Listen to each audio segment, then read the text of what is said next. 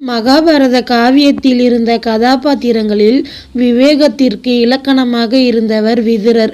பணிப்பெண்ணிற்கு பிறந்தவன் என்பதால் அரசு உரிமை மறுக்கப்பட்டவர். இருந்தாலும் தர்மத்தில் இருந்து சிறிதளவும் நழுவாமல் இருந்து நீதிமானாக வாழ்ந்தவர். விதுரரின் நேர்மையினால் அரச குடும்பத்தைச் சேர்ந்த அத்தனை பேரும் விதுரர் மீது மரியாதை கொண்டிருந்தனர். திருதராஷ்டிரன் மனம் சஞ்சலத்தில் இருக்கும் போதெல்லாம் அவர் மனதை குழப்புவது எந்த நிகழ்வாக இருந்தாலும் விதுரருடன் கலந்து பேசி அவருடைய ஆலோசனையை கேட்பதை திருதராஷ்டிரர் தனது வழக்கமாக வைத்திருந்தார்.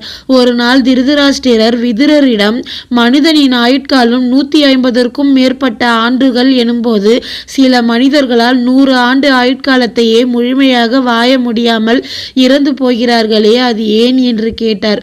விதுரர் 6 வகையான கூரிய வாள்கள் தான் மனிதர்களை தங்கள் ஆயுட்காலத்தை முழுமையாக வாழ விடாமல்